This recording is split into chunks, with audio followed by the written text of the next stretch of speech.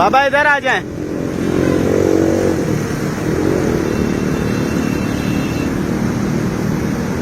دیوار کو گندا کر دیا آپ نے, ٹھیک ہے. اب یہ بلو کلر پڑا ہے نا, ابھی وہ چونا ختم ہو گیا. اس کو دوبارہ صاف کریں پورے کو. یہ سامنے یہ پوری آپ نے دیوار گندی کی ہے, یہ سامنے دیواریں گندی کی ہیں. میں کہنا آپ کے ہم پورے شہر کی دیواریں گندی کر رہے ہیں. اس سارے کو مٹا دیں, مٹائیں اس کو, شاباش. آپ ہی نے گندا کیا ہے, آپ ہی اس کو مٹاؤ. اور پوری دیوار کو کلر کرنا ہے اپنا.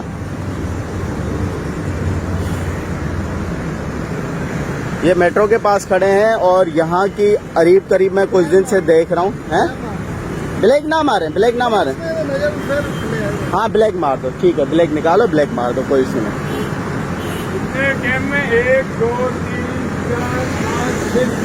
بابا ان کو پیسے ملتے ہیں ٹھیک ٹھاک, ٹھیک ہے. یہ تو کہہ رہے ہیں 400, ان کو صرف اس لکھائی کے 400-500 روپے ملتے ہیں. اور لوگ جو ہے نا پاگل بن کے ادھر پہنچتے ہیں. چلیں ٹھیک ہے نا, آپ 50-100 کی وجہ سے آپ پوری شہر کی دیواریں خراب کر دیں.